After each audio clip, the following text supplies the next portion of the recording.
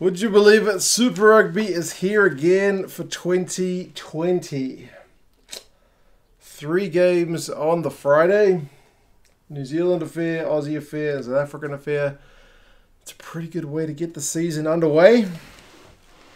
It should be pretty exciting stuff. I haven't bothered writing 0, 0, 0, 0. All of these teams are fresh into the season. They've all got no wins, no draws, no losses. So let's just take that as read. But yeah, preview for the first round of Super Rugby. It's still summer. It's hot. It's muggy. But dry tracks.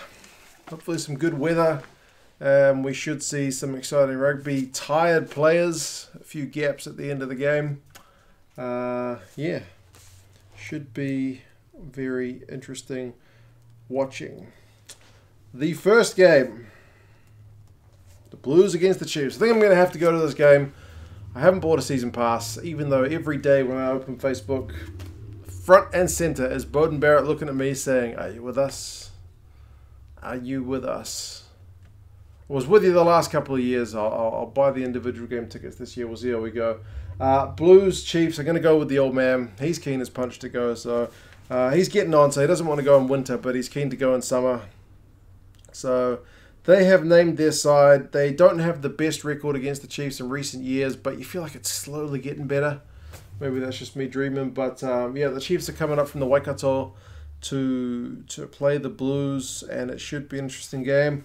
I've had a look through both of the squads.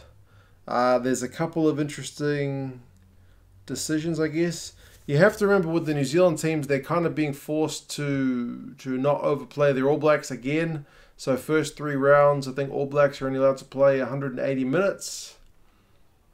So limited minutes, and then they're not allowed to play, what is it, more than 6 games in a row. They need 2 rests, no more than 6 games in 6 weeks. So after 6 weeks, they need to have a rest. So, yeah, Blues lineup. I think the main one that everyone's going to be looking at as to being absent is one Akira Ioane. He is not there at number 8. They've gone with Hoskins Sotutu. I think has 2 Super Rugby caps at number 8. He's a young up-and-coming player. He is preferred. There's got to be something with the attitude. Honestly, what else can it be? If the guy's good enough, he should be playing. The fact that he's not playing is amazing. So Leon McDonald said he was unlucky, that he's been training well, which is what every coach would say, but what's the true story? I don't know. The last couple of years when I've done the analysis of the Blues stats, there's 2 guys that always stand out, especially on attack, and both their surnames is Ioane. So, bugger if I know, but Akira is not playing. If you're a Chiefs fan, I'd be pretty happy about that. A few guys are not available through injury. James Parsons, Otete Black, Kauli Tuioti, Christie, all these guys aren't available. So, yeah, they are not in the squad. Tupolotu's captain for the season. He's in the second row alongside Tom Robinson. So he's having to fill in at lock this week. Papali'i, Lamborn, and like I said, Sotutu round out the back row. Ruru and Perafeta round out 9 and 10. Duffy's at fullback. Marchant is there at outside centre. So that's pretty good news. Looking forward to see how he goes in his first game of Super Rugby. TJ Fa'ane is inside him. And most, I guess, apart from his brother, interesting is the fact that Rico Ioane is on the left wing. After all that talk about him playing in the midfield, he is on the left wing. Supposedly he's lost 3 kgs. He's quicker. Let's put him out on the wing. One of the world's best wingers. Let's give that guy some ball. For the Chiefs, I guess the big story is the fact that initially named Damian McKenzie is out. I think it was a groin strain I read that he's got, so Sean Stevenson comes in to replace him. Stevenson's a good player, man. Like, he's really attacking, but I don't know that he's the same playmaker that Damian McKenzie is. So it's definitely going to be a style shift to see Sean Stevenson there, who's very much a ball-in-hand attacking, kick-and-chase kind of winger, or fullback in this case.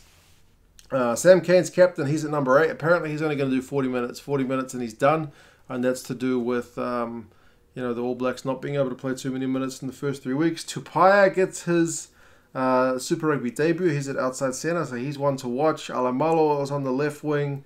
Wainu's on the right wing. Boshier and Karpik, the other guys in the loose forwards. Ardron and Brown in the second row. Ross Tukiaho Laulala. Tahuri Orangi gets the start at number 9. Interestingly, Trask is at 10, so it's Trask up against Perofeta, so neither of those guys are kind of household names at the moment. But you look at the Chiefs bench, Moley's there, Ta'avao, Soakula, Weber, Cruden, ALB. That's a pretty bloody good bench. Blues, Tuinukuafe, Tuangafasi, that's probably maybe equal to the Chiefs bench. They kind of cancel each other out. Gibson, Knock, Plummer. I think you probably give the bench to the Chiefs, but we will see how things go in that one. Good luck to my Blues. They are not favoured to win it. The TAB, which is the betting company here in New Zealand, has got the Chiefs winning by 1 point. And Rugby Forecast, which is the algorithm, has got the Chiefs winning by 2 points. So either way, on paper, this one is going to be pretty close. Let's hope it's a competition. The next one, Brumbies Reds, the all-Aussie affair. There's a pretty good reason to watch this one, and it's just to see how both these teams are going to go. They've both got the same coach as last year. Like, the Chiefs have got Gatland, still McDonald with the Blues, but these guys still got Dan McKellar, still got Brad Thorne. But the playing staff has changed a fair bit. You've got Noah Lolesio, the number 10 for the Brumbies. I don't think I've ever seen him play, so I am dead curious to see how this guy goes. Isaac Lucas is the starting 10 for the Reds. So kind of a consistent, solid pick rather than super exciting. No offense to him, but maybe he's just in the team to run the show, to do it solid, to not be flashy. So that's what you want. The guy's not Damian McKenzie. The forward packs are both pretty good looking.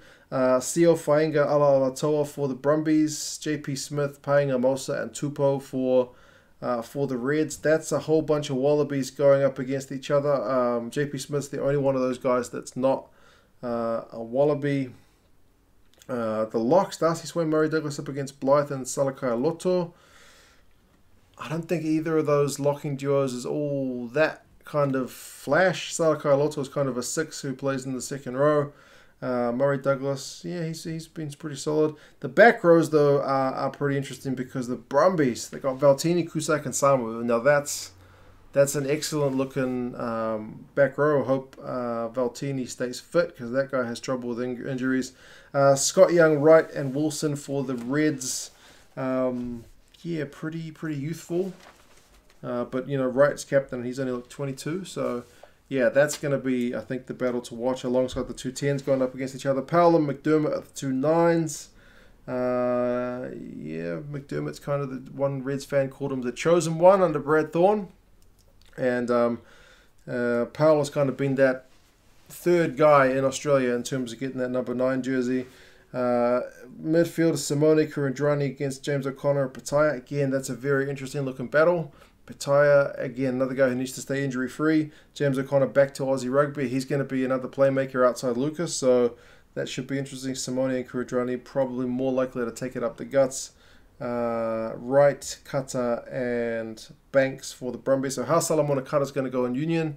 Fascinating. And Henry Spate back to play his old team immediately. Jock Campbell and Bryce Hegarty, who may end up taking the goal kicks for the Reds. I know people don't generally outside Australia get that excited for the Aussie affairs, but I think that one looks pretty interesting. Should I live stream that one? If I get back from the Blues game in time, maybe second half, we'll see. That one starts at 7 o'clock. I think that one's a couple of hours later. If I get home in time, I'll see if I can sort out a live stream. See how we go. Back to rugby, man. Come on. Benches, slippers on the bench for the Brumbies. Lonergan, my daughter's crying in the background. Fotuaika's back fit. Rodda's had surgery, so he's starting on the bench. Kind of makes sense. Sorovi is there. Hunter Paisami, he's supposed to be a very talented young player, so we'll see how he goes when he comes on. Is that one going to be an upset? Now, Lucas has got more experience than Lolesio, so maybe that one's the one for the upset because the Brumbies are 7-point favourites with the bookies and 12-point favourites with the algorithm rugby forecast. So... interesting times. And the last one, Sharks against Bulls. This one's on at a reasonable hour if you are in New Zealand. And when I say reasonable, I mean 10 past 6 in the morning. So not 2 in the morning, not 3 in the morning, 10 past 6. If you're going to watch two South African teams play, I think this is one of the times to do it. It's on at a pretty good time for us here in New Zealand. I mean, I know for a lot of people that's pretty bloody early, but I mean, I'm up at 6 with the kids every day, so that's gonna be one to watch. New coach for the Sharks, same coach for the Bulls, so maybe a bit of consistency, but the Bulls have lost so many players, especially their locks they've lost. And there's a few kind of classics that you might think you're looking at a team lineup from about 10 years ago and you look at that lineup. Not so much with the Sharks. Like, they've got some of the old boys, Vovo and Peterson, but they ain't playing. So, Sharks front row, Oxenchair, Van Vuren and Thomas du Toit. Second row, Van Heerden, Andrews. Blindside, Fenta. Is it Yako? Tyler Paul and Sickenbos and Notche is at number 8. It's a pretty solid looking forward pack. I'm keen to see how the Ox goes at Loosehead. Schrader and Bosch is 9 and 10. Bosch, I think, needs to get a good run. Especially now with Paul out overseas. We need a South African 10 who's playing really well in South Africa. I know Yankees is still there with the Lions, but I'd like to see Bosch come through. He's another guy who you don't think's quite hit his full potential yet. He's still pretty young. Good midfield with Esterhazen and Good wings with Mapipi and Nkosi, and a great fullback in Fussy. So that's a pretty nice looking Sharks team. With the Bulls, Gaboko, Fisaki and Herbst in the front row. I think that's also pretty good. Ferreira and Krea in the second row. Krea is one of those guys who's come back for a swan song in South African rugby. Rudolph Non-Contwana at open side. I don't know that I've ever seen him play. Did I see him? I can't recall, man. Too many rugby players going around my head. And Josh Strauss is back to play at number 8. Another kind of classic guy ending his career in South Africa. Fansale gets the nod over Papier for 9, which is not going to please all that many people. But then he's got Mornay Stain outside him. Another blast from the past. So I do think the fact that you play Fansale instead of Papier speaks to the way the Bulls are going to play. I wouldn't be surprised if there's a lot of boot to ball. Midfield, Odendaal and Kotze. Odendaal's definitely a solid player. Kotze, outside back come midfielder, so he's going to add a bit of spark. And then you've got Speckman, Hendricks, and Galant. Didn't they flirt with like Hendricks in the midfield during the superhero Sunday games, but Kotze's there. Hendricks was bloody good last year, and Speckman too. So I do like those outside backs. I think Mapimpi and Kosi Fassi up against Speckman, Hendricks, and Galant. That's worth the price of admission alone. But yeah, the rest of the guys, Libox there on the bench for the Bulls. Papier, like I mentioned, and Yakane is on the bench for the Sharks. Waters on the bench. The other Fenta is on the bench. Burden's on the bench as well. So yeah, Super Rugby is back. I'm very excited to see all 3 of these games. I should be able to see all 3 of them, barring maybe the start of this game as I travel home from Eden Park, assuming I go and nothing happens between now and then. Go to this game, watch this game, and I should be up in the morning to watch this one. That may mean a slightly shortened sleep, but hey, first week of Super Rugby, what are you going to do? So yeah. You guys let me know your thoughts in the comments. How do you think these are going to go? If you haven't joined the Super Brew pool, it's 2 Cents Rugby. It's on Super Brew. I'll try and remember to put a link in the description. Super Rugby is back. It's hot weather-wise, but Super Rugby is back. I really think the Sharks need to win that first one because they're off to New Zealand and Australia immediately after this game. So if any one team needs to win to start off their season, it's the Sharks. You guys have any thoughts, guys? Talk to you again soon. See you later.